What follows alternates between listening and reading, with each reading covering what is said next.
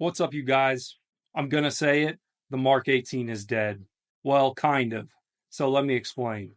And guys, I don't want to be doing this. I really don't want to be saying this. This is my own version of my build for a Mark 18.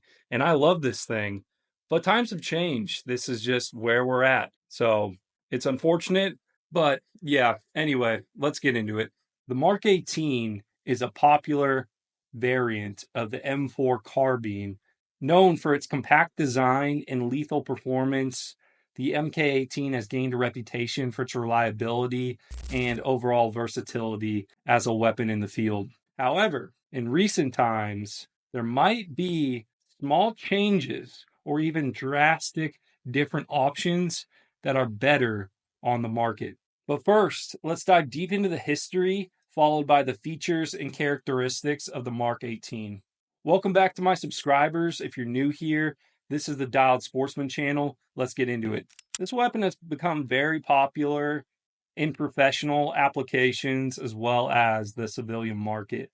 Also, it's earned respect in the hands of elite warriors around the world. Developed as a shortened variant of the M4 carbine, the MK18 was really meant to be for close quarter combat and special operations missions. Its compact size makes it a favorite for operators who require speed and precision, particularly in close combat situations. It's also much more lethal than, say, a 9mm. So here I have an MK18 inspired pistol build I did a while back. I really like it, and it's a bummer to even be making this video, but let's go further into this. It's very compact, but it has a strong punch with the 5.56 round, much stronger than, like I mentioned, say something like a 9mm. It also has a free float rail system. This allows it to be a little bit more accurate and really easy to attach accessories such as optics, lasers, lights,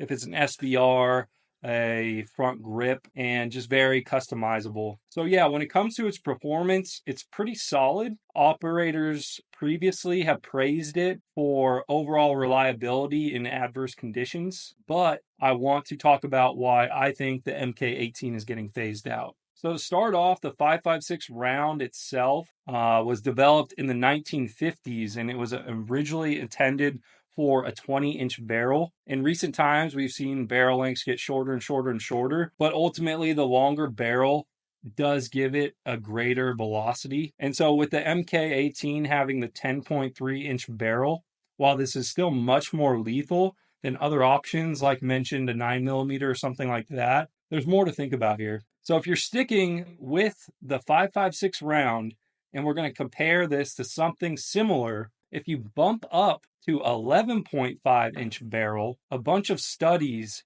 have shown fairly consistently that you can achieve much greater velocity. Roughly, it increases your velocity by going from 10.3 to 11.5, on average around 150 feet per second higher velocity. Now, this is ammo dependent as well, but nonetheless, this is a big jump on average, which ultimately achieves around 2750 feet per second velocity. So that extra 1 inch roughly does a lot more damage. Additionally, you'll get more dwell time. And just in case you didn't know, by getting more dwell time, that means there's a little bit more barrel length after the gas system, which ultimately increases the time for the gases and back pressure to properly cycle the gun. So it will cycle a little more reliably in most cases, particularly if it's not suppressed. Also, we can look at some newer cartridges, starting with the 300 Blackout.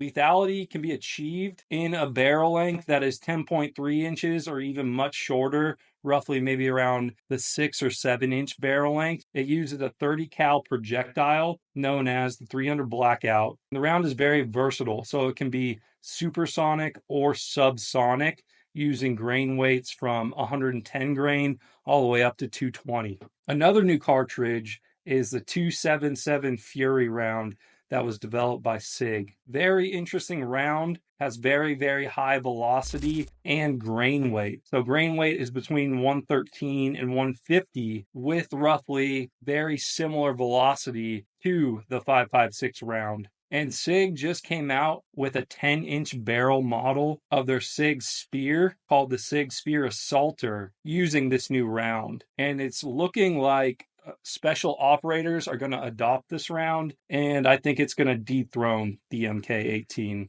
On this one, time will tell. Very interesting to see what SIG is doing with this new 277 Fury round they made. I'm also curious to get my hands on the new 8.5 Blackout, which seems to be kind of a 308-ish version for what the 300 Blackout is to the 5.56. But yeah, guys, I know it sounds like I'm hating on the MK18, and while I do really like the MK18, it is clear that there's a lot more other offerings that are smaller in stature and can be very competitive to the MK18, even superior. And this hurts, I did build my own replica or clone inspired version of the MK18. And I know I can switch out the barrel length and upgrade it to the 11.5 and get that superior power, but the MK18 is still very, very cool. Guys, if you do want to own your own MK18 as a clone or a replica or something inspired by that, or even a 10.5-inch barrel, check out Brownells and use code DIALED10. You'll save on your order, and they have a lot of different options, including a 10.3 and 11.5 barrel options, some fully ready uppers or some stripped uppers, mod 2s, mod 3s, and Daniel Defense brand, which is pretty sweet. Or throw down on a 14.5 like this one. And if they're out of stock, just click the notify me list and they'll hook you up. Just watch your email. But yeah, guys, I'm half joking, half serious with this stuff. On one hand, it's a bummer to be saying this. On another hand, it's a great time to be a gun owner, a gun enthusiast, and see a lot of really quick innovation lately. But yeah, guys, thank you so much for sticking around. If you do like content like this, throw up a thumbs up and I'll know to make more videos like this. And if you haven't already, feel free to jump on board and subscribe. Stay safe out there, guys. Appreciate you for watching. I'll see you guys next time. Take care.